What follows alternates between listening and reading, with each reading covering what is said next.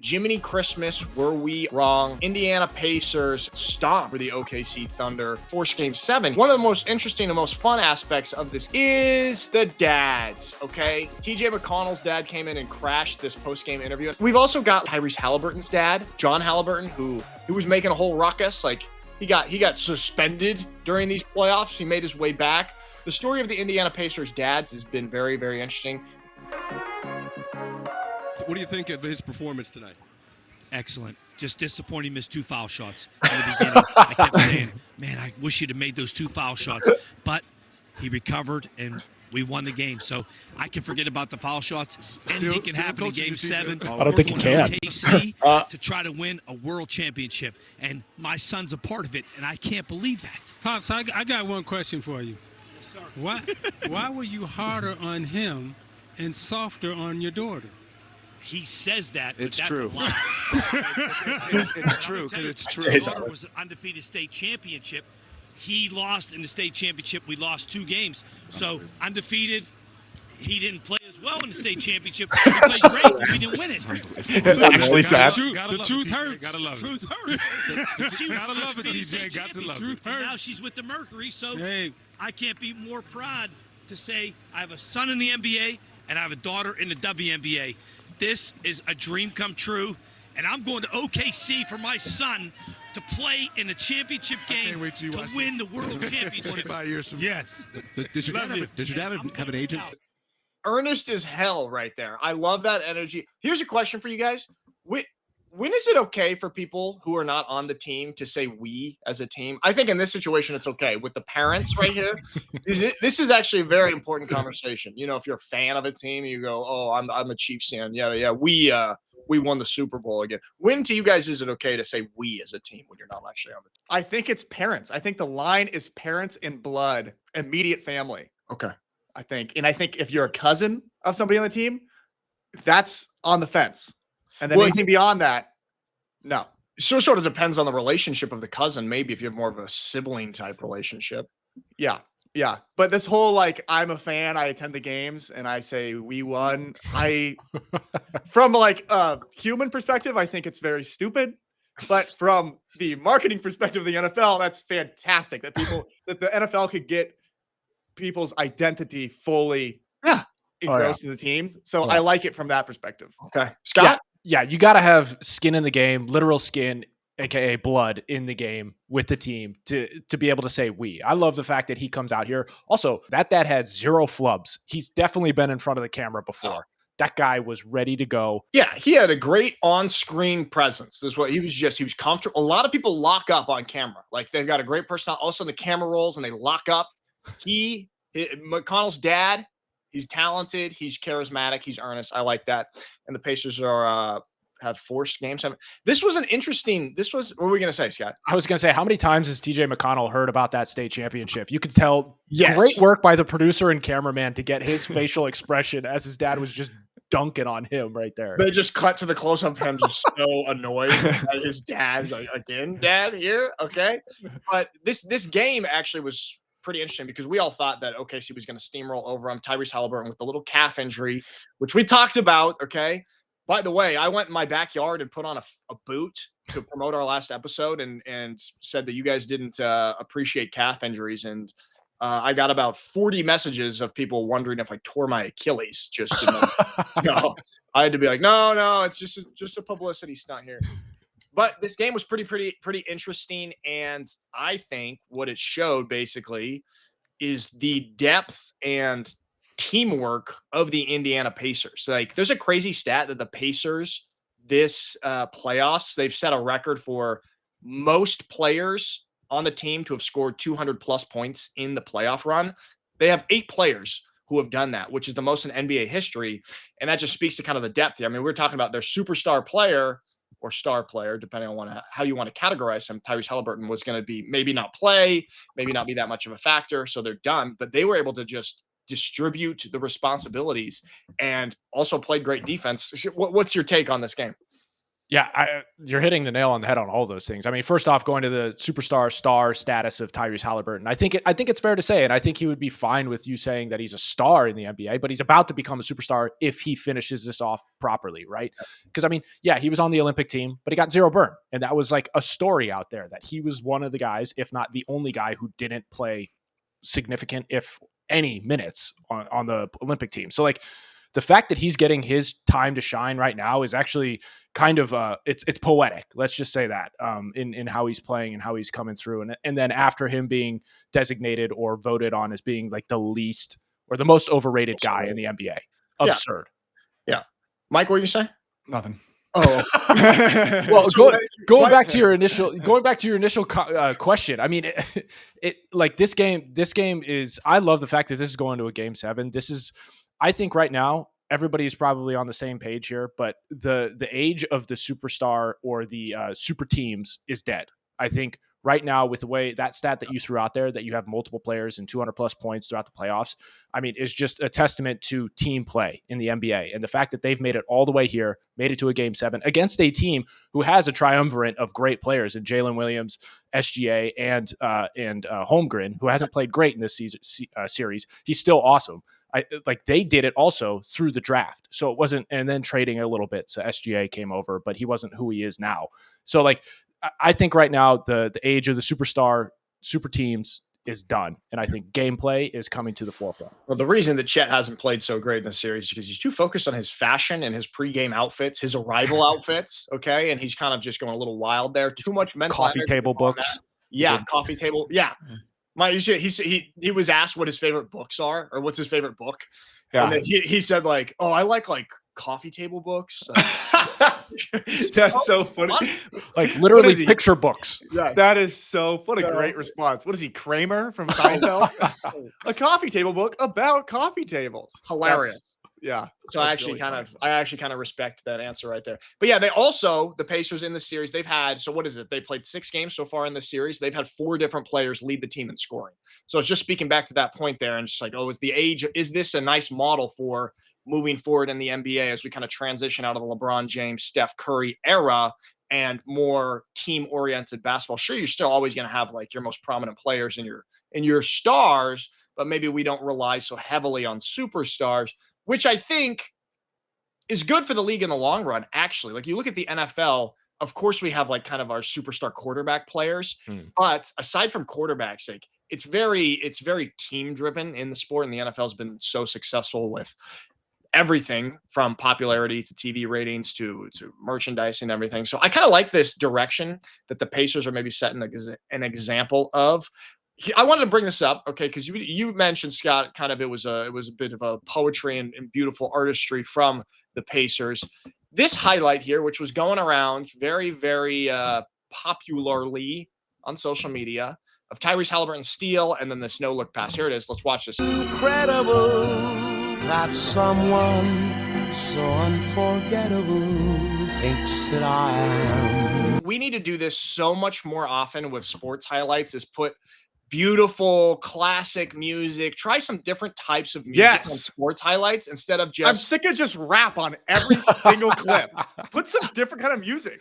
This is one of the best sports clips I've seen in so long. I was so enthralled in this. Oh, imagine they just put like some beat on there. Some like, just destroy the beauty of it. Just some mumble rap right there. So that's the pro. That's beautiful. We need more of that. And I am very, very a big supporter of putting different types of music.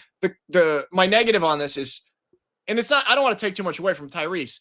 He gets all of this clout for his no-look passes. It's like, oh, Tyrese, another no-look. That's not really a no-look pass. I know. Spun after. It's like it's like a and one street ball mixtape tour. He just spun afterward. Yeah. So it's an impressive play, but we don't need to add on he's not Matt Stafford throwing a dime no look. It's just he's looking at his guy and he throws it and then he continues to spin. What do you guys think? Yeah, great chest pass with a little English on it. That's essentially all it was. Putting a little English on it. And so yeah, I appreciate his skills there. However, I don't think we need to be making such a big deal about his no-look passes. What, Mike? I think the slow motion in this clip did not do him any favors with the no-look thing, because you can clearly see That's a pass and then a spinoff. Maybe this clip could have been a fast-paced clip. Yeah, for him. It does Yeah. hurt some of his aura with the no look passes. But big fan of the music choice there. Okay, so we've got game 7 tomorrow back in OKC. Tyrese obviously still a little bit banged up. Let's just real quickly. What do we think? What's gonna happen? Wait, is it tomorrow? I thought it was Sunday. What's today? Oh, yeah. Sorry. I thought it was days. Saturday. Look, Yeah. it's rainy outside. I'm confused with my days. I'm jet lagged, multiple time zones. Monday. Nick is perpetually jet lagged his whole life. He's been jet lagged since 2016. Yes, I have. Speaking of which, this is the first NBA Finals to go to Game 7 since 2016, okay? Since my jet lag. Wow. That's actually a very, very good point, Mike. Way to bring up 2016 there. Yeah. Okay, well, all right. Scott, what do you think? What's going to happen on Sunday? Not tomorrow. I'm so sorry. Ooh, I don't know if you get a bunch of Thunder fans crying like the guy we saw the other day. I don't know. I don't think the Pacers have a shot if you got all the ball and tears coming out of the fans' eyes. That guy. Yeah. Ryan in section 319. Yeah. I hate to go against it, but I think the Pacers pulled a rabbit out of the hat last night. Tyrese looked fine. I mean, he had much better stats than he did the game before, but having them do it again in that home environment of the Thunder is going to be wildly difficult. So TJ McConnell just has to come and play the scrappiest he's ever played in his life for them to have a shot.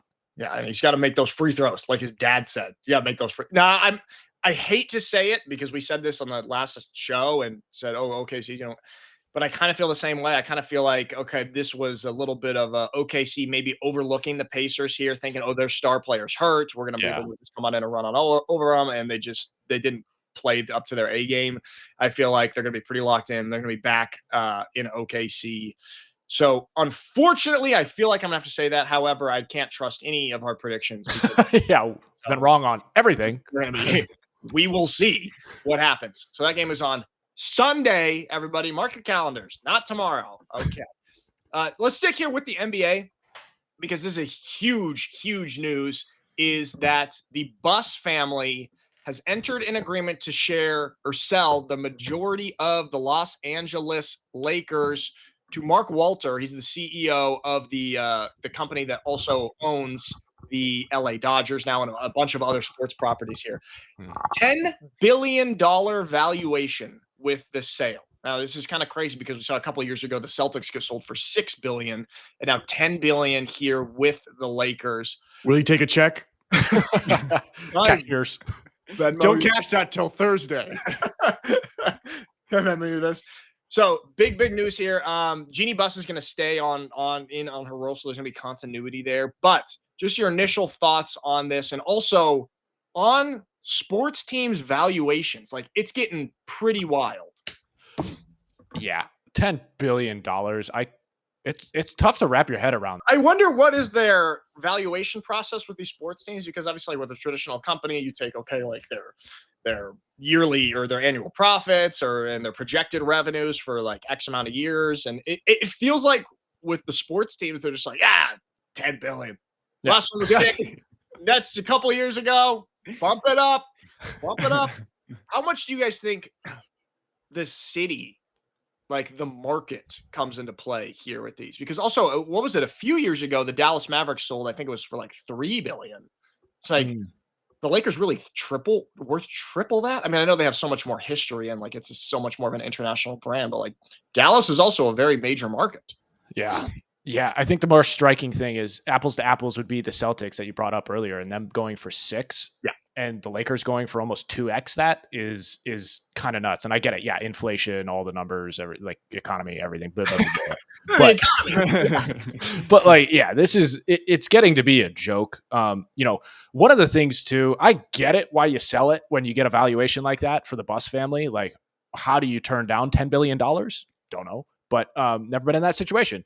Yet. Like the one tough thing is I saw that I think the Buss family or Buss Senior, he purchased it for $67.5 million. So talk about like ROI. Wow. You know what, Scott? It's very funny you bring that up. Okay. That's a good ROI. And here are the statistics. $67 million he purchased it for in 1979. All right, let me throw this up. Oh yeah, that's Okay. dumb And he money. just exited for 149 times his money at 10 billion. Sounds like a lot, right? That is, however, less than he would have made if he just put that $67 million into the S&P 500 over the same amount of time. Would have had 13 billion. So, what do I know? Wow. Terrible investment, actually. He couldn't even Dang, that's actually a crazy stat. Isn't that insane? Yeah, yeah. It's actually 67 to 10 billion? How many years is that? Wow. well, do the math there. It's like 45 years. 46 years. Okay. Wow. So if you just let your money, if you let 67 million sit in the S&P for that long, so kind of a little bit surprising. Here's my question. So okay, obviously I'm just kidding. This is not about. Okay, I'm just being funny here. What's the worst investment you guys have ever made? Oh, great question. Oh, God. Really good. Here we go. Okay. Mike? Okay. I used to Oh. be very big into crypto in college. Okay. During its first big run. Sure. And I was rolling in it, as they say. Things were popping off, and I thought I was so smart. I was making so much money. And then there was this one coin, this new coin that I found. And I put a lot of my earnings into it, and it kept going up. So I put some more into it. And then after like 2 weeks, it all crashed, and I lost like half of my net worth from all of my life savings in that coin. I forget what it was called. It was like You should have known. Poop coin. yeah. But that was my worst investment. So crypto has both been my best investment and my worst investment. Well, in my life. just as we learned here with the Lakers, Mike, I've been hammering you to just put money in the S&P 500. And I this do isn't that. good. Okay, Scott. It's a separate. All you had to account. do was do it 46 years ago and put your $67 million into it, Michael. Yeah. Yes. Okay, what do you think about this conspiracy? Adam Silver orchestrated the Luka trade pre-Lakers sale in order to raise the values of NBA franchises so that the expansion teams are worth more. Because now they're saying expansion teams are going to be $6 billion, basically. That's going to be like their. This is a pretty far-fetched conspiracy, but it does work out pretty conveniently for Adam Silver and the NBA. Any credibility to this? I mean, this was a big conversation. A lot of people wondering if Adam Silver had his hand in this like Luka trade by night. I think it's probably true. I think it's so interesting the way that you're able to build value in these teams by moving people around. I think it's so like from their perspective, like before a sale, it's like moving people around versus having a business and moving like your products. I don't know. It's very interesting the way you're able to build value in a franchise like this and prop it up before a sale. Like, for example, them selling with while they have LeBron and Luka, like what better time to sell? Like, when are you going to get another superstar like that? Like, That's exactly what Nico Harrison was thinking when he traded away Luka. It's like, when are you ever going to have a guy in his prime and get that much value for him? So ship him off. The answer for him is the next year after they rigged the NBA lottery. We get Cooper Flag from Duke. Okay. Yeah. I think there's definitely, whether it be by his hand or not, I think there's definitely some truth in this, in the fact that like he's seeing it as an opportunity for the business to grow and foundationally with these new teams that are definitely coming down the pike. I mean, Seattle's going to have a team within the next, I would say, 5 years and maybe even sooner. That's my guess. I wouldn't be surprised if they start similarly to the NFL, if they start considering maybe even overseas teams in a shorter time span than what we think. There's so many European players coming now. It's like, why not? Obviously, there's a love for the game out there, and people are dedicated to it and honing their craft. Like, why not start exploring those ideas, which they definitely are. It kind of makes more sense for the NBA just because they have so many European players. It's like, what is it? Like 6 of the last 7 MVPs are not American. Most of those guys being from Europe. So I don't know. It's just, I don't know if I believe the conspiracy, but it does work out very conveniently for the NBA. Yeah. It may not be the goal, but it's an outcome that's real. And he sees it, and he's a businessman. Clearly, he's made a lot of money. He's made a lot of great business decisions in his life. So he probably sees this as a reality, and he's going to take advantage of it, whether or not he had his hand in it or not, which I don't know. As a businessman, he may have. I was a businessman doing business. Okay. I'm a businessman. All right. So there we have it. Los Angeles Lakers getting sold for $10 billion. The thing is that this ownership group, they've done the same. They bought the Dodgers, I think, in 2012, and they have worked miracles with that organization.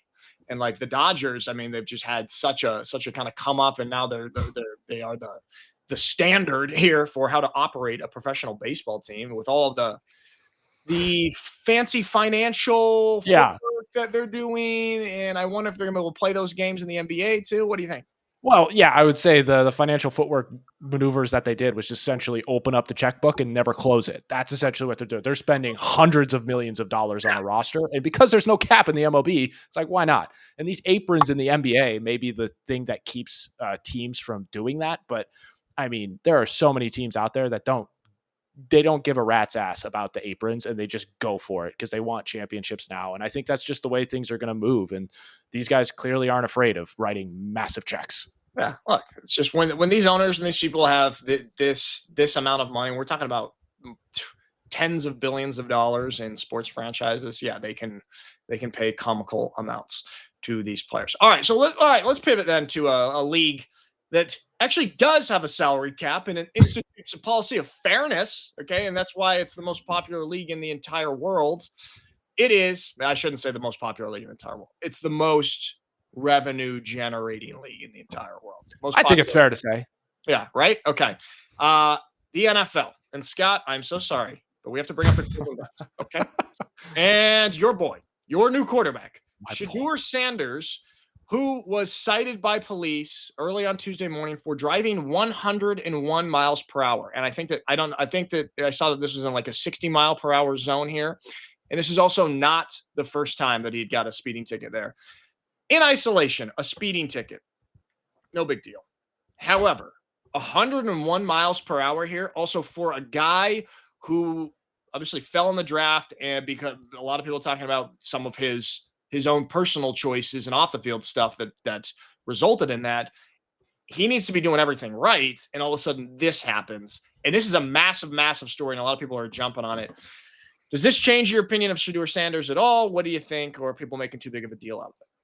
101 miles an hour, and he's still there. He needs a new flux capacitor. I mean, 88 miles per hour. That's my take. That's a good sports take. This is a massive, massive red flag to me. I think he continues acting like he's a wide receiver or a DB. If a wide receiver or a DB did this, I'd be like, yeah, seems all right. That's a great point. Bad judgment. This is a quarterback we're talking about, and half of their performance is judgment, maybe even more than that. And there's just too many things over and over again with this guy where you question his judgment. Like this is 100% a judgment thing. And now I know sometimes as a guy that drives on the Autobahn, you can get a little bit carried away and you understand, but that happens in really big, wide open stretches. I've accidentally found myself driving 100 miles per hour in Germany a bunch of times, but it's legal and everyone else is kind of going that speed. So you said, Scott, where in Cleveland are you going to be able to open up to 100 miles per hour safely? It's a horrible judgment. And it actually, like I kind of defended him a while back around the draft. Yeah. So everyone's overreacting. He's actually a great football player. He's got a lot of talent. He's actually been performing well in rookie minicamp and everything. But to me, this is a huge, huge red flag because it shows that he hasn't learned anything from the draft. Yeah. Yeah, I would say there's a level of immaturity that comes through in making a decision like this, even if it were just like a short stint where he was going this speed in a brand new car that's either Bugatti or a Lambo or whatever it is that he got. Like, I get it. You want to open that up and play with the toy you got. But at the same time, it's an immature decision for a guy who needs to just be focusing strictly on ball, which I know he is. It's just, you can't be doing this when you're Shedeur Sanders. When you got the last name of Sanders, everybody's going to try and find an angle on you. Like, if you are the pro you say you are, this would never be entering into the conversation. It's like after the draft, he was humbled and he like put his head down and started working again. Okay, and then now at practice, he's been doing really well, and so his confidence is back, and he immediately falls back out of line. Because it's like I'm playing so well, I could speed. I'm on top of the world. There's some sort of correlation to having a good camp and getting a speeding ticket, I feel like. Yeah, it's like, I'm the man. I could do anything. I'm above the law. Like, there is. Like, when you have like a bad practice in football camp or a couple bad practices, you're like, oh, man, I got to be humble. I got to get back on the right track. Got to go the speed limit. Yeah, I got to go to the speed limit. You have a couple really good practices. Oh, man, I played really well. An inside drill. I had a great DFL and team. All of a sudden, I kind of feeling myself a little bit. And then your foot gets a little heavy when you're driving.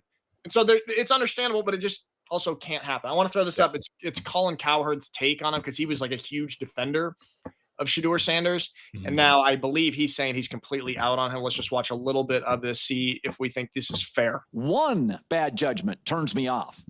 But I have now, in the last couple of months, 2 things that really turn me off with Shedeur Sanders, who I have championed. That cringy, awful, legendary draft room. Bro, you're a B prospect. You know, your dad's prime time, who led with his ego for years. You got to have a little self-awareness. I had more than one GM say, total turnoff. Come on, it's not the end of the world. It's a bad look. And now this. Don't minimize it. Don't pander. This is not good for a quarterback. Okay. Generally more of the same right there of him just bashing him. So he's basically out on him because 2 is a trend. Yeah. You get one time to screw up, and then this is showing a continuation of the pattern of behavior. Just go with Joe Flacco, keep it buttoned up, even if he's whatever it is. I mean, speaking of this, is a little bit morbid here, but I think it's appropriate because we were talking about like Henry Ruggs. So he's been in the news.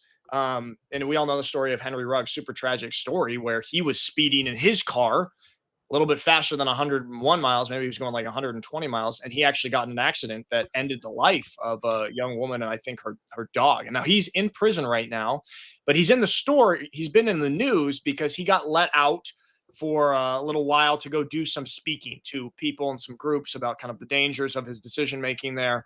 And not to equate Shedeur Sanders with this, really, it's just kind of, okay, driving fast in the car here.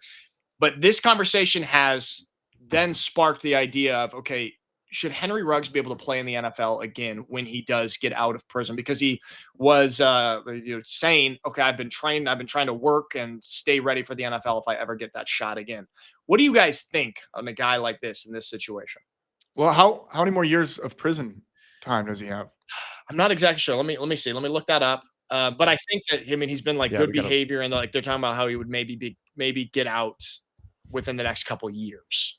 You have the Ray Rices. You have the Ray Rices of the past. You have the Michael Vicks of very different things that occurred. Two very different things that occurred that kept them or got them out of the league and sent to prison or left and right. Legal trouble. This one. So it's tough to say a guy doesn't deserve especially a second chance, especially if he's served and has genuinely contrite person for what he has done, and is trying to right the ship and choose to do things the right way going forward. I mean, what's crazy is like, this is literally just one step removed. His life is one step removed of what Shedeur's could have been yesterday had he not been pulled over, had he hit somebody.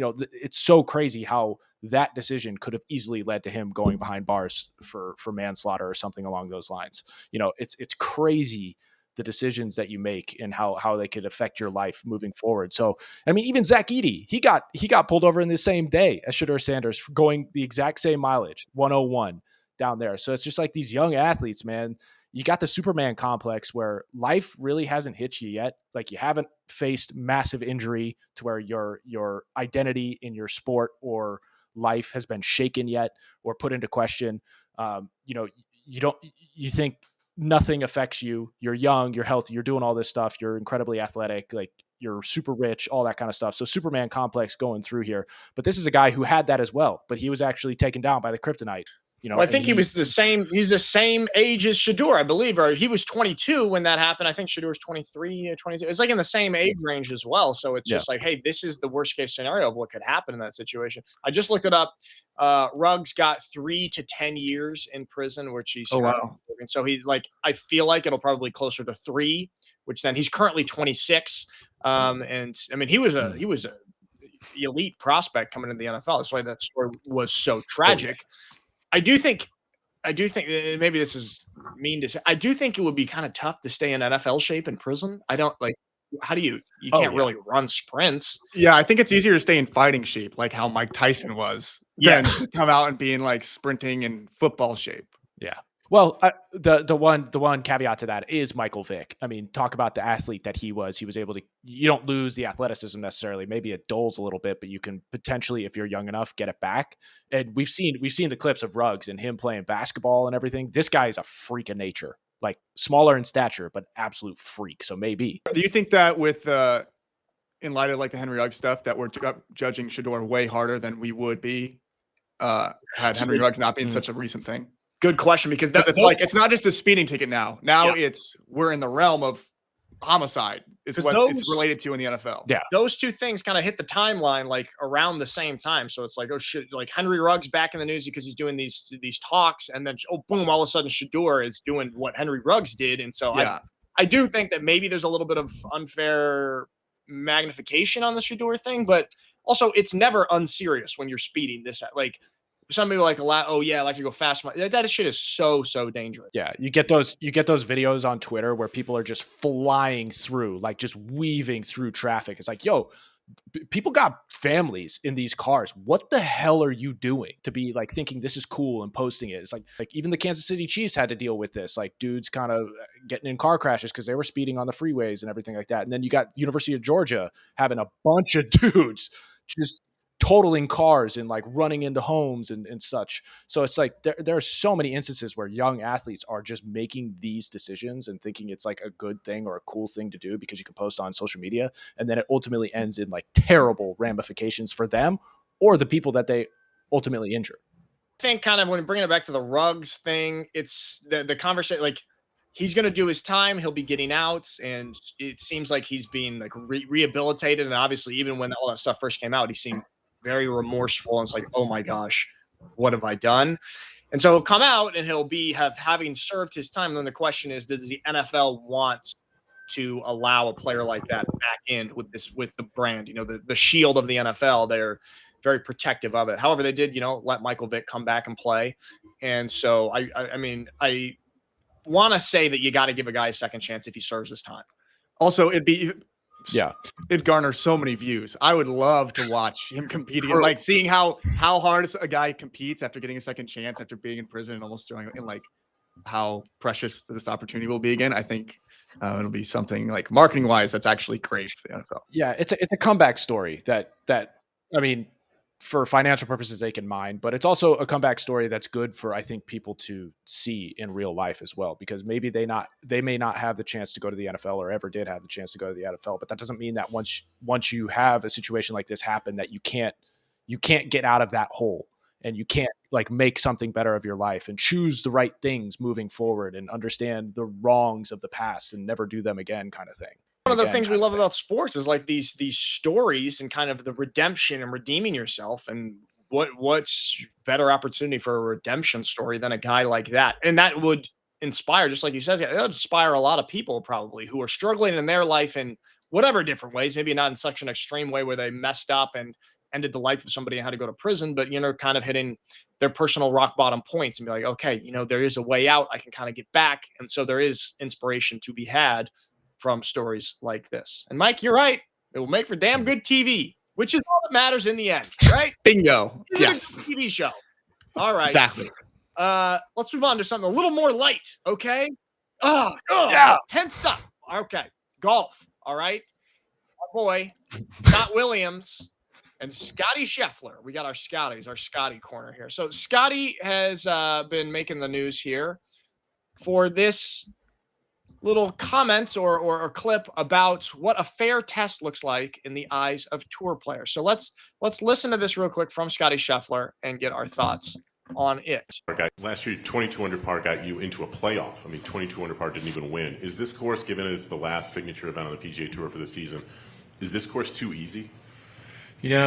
Golf's funny in that sense. I think people when they watch golf, it's not like other sports where you want us to look like y'all when we play golf. I think it's just kind of one of those funny things. It's like you watch the NBA and you're like, man, I wish they couldn't dunk. I wish they were scoring less. I wish their shooting percentage was lower on 3-pointers. And like if you watch tennis, you're like, man, I wish the ball was going slower so they look like me out there playing tennis. It's not like that. As much as some people want us to feel like them. Professional golf is different than amateur golf. We get a lot of time to prepare, to go out and play, and the guys out here are really good at golf. Like if you stand there on the driving range and you watch a range session, that ball doesn't go offline very often. And I think sometimes, especially in this day and age, people get way too caught up in the winning score. being what is a proper test. I think a proper test is good shots being rewarded and bad shots being punished. Across the board, the way we get tested in professional golf is very good. I think we play different types of golf courses. We play different types of grass. We play different types of winning scores. We just see different tests, and I think not one is better than the other. But the most frustrating thing for me when I play a golf tournament is when you see good shots not getting rewarded and bad shots not being punished properly. That's really all we look for.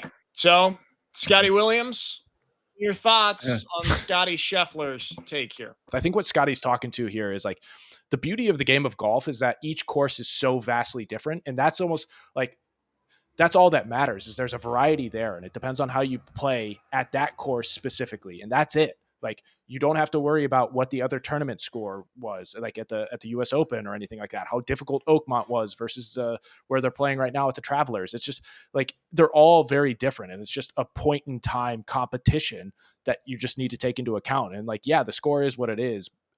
But you know, you still have to play as well as you possibly can. Good shots get rewarded, bad shots get punished. So I don't think this is a big deal, but I get the frustration maybe from some fans. This is such a lazy complaint from fans because this all comes to like they want to kind of compare, right? And it's just like, okay, you want that? Then we'll make one standard version of a golf course and put the exact same thing all over the world. Is that what you want? You want like a basketball course, like or basketball court? Yeah. That's just lazy fanhood of being like, oh, it's kind of hard to compare this, and I don't really understand why is this score so different, and it was at par last week. I think the fans need to shut up on here. Just what you said, the beauty of the game. Yeah. Like, okay, 1 week the winner can be right at par, and 1 week you can be 22 under par.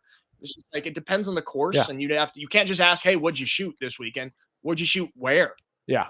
Yeah. Where, when, you know, whether there's so many variables to the game of golf. And that's what makes the greats is because they can play the best in all of those different environments and situations. And like in basketball, it's like, yeah, you got Steph Curry who can hit a shot seemingly from anywhere on the court, which is incredible. And honestly, a first of its kind, but the basketball court does not change in size. The rim does not change in elevation. It's like that you can really hone that skill if you put the time and effort into it and you have the physical skill and capability to do so as well and take it to a new level. But with golf, it's like, dude, free reign.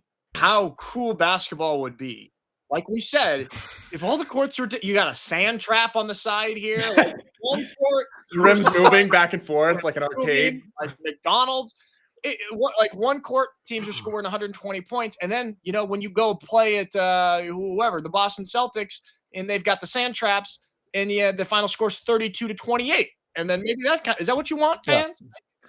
I don't know. Well, it's kind of like, you know, it's like judging a quarterback. It's like, yeah, he's threw for 200 yards. Yeah, but against what defense? Yes. You know, who are they playing? It's the same type of judgment. Yeah. Speaking of which, side note, should screens and passes behind the line of scrimmage count for passing yards for the quarterback? Yes, but only because I think it's too hard to change up the measuring. Yeah, it's too late because then we have all the records and everything. Yeah. But if we're starting football from today, I don't think those should count.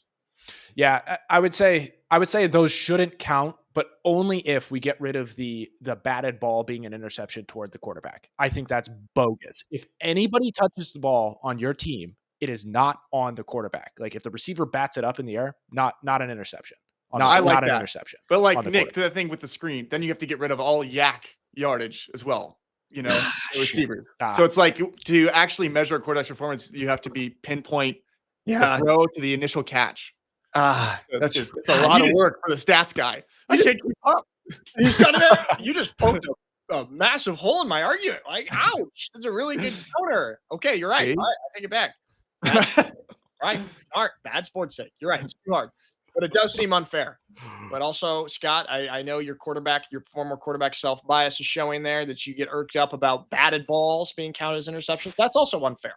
I really think. I mean, the batted balls thing. I really think should be accounted for quarterbacks. That's so unfair. Yeah. It should just be a general turnover for your offense. It shouldn't like go directly to. If that was a stat that they were responsible for, that'd be so good for receivers. You know what? Maybe that would do. That would maybe humble wide receivers a little bit more, and they stop driving so fast. Because right now there's no consequences stat wise for receivers. Ooh, interception by receiver. like that doesn't go to the quarterback. It goes to the receiver stat. And then there's another. Yeah. So they don't just have like drops need to be a more relevant stat, I think. And yeah, they can be a little subjective in their interpretation, but like we have tackles, we have half sacks, we have these things that are a little subjective as well. Like we can still institute that and make that just as important. And then interception by receiver. Let's bring it back down to earth, guys. Need to lower the confidence and cocky levels of wide receivers. IBW, new football stat. There we have it. All right. So we've got game 7 on Sunday. Hear that, Scott? Sunday. I know my days of the week. And we have just figured out how to fix football statistic keeping. There we have it. Thank you, everybody, for watching, and we will see you on the next one.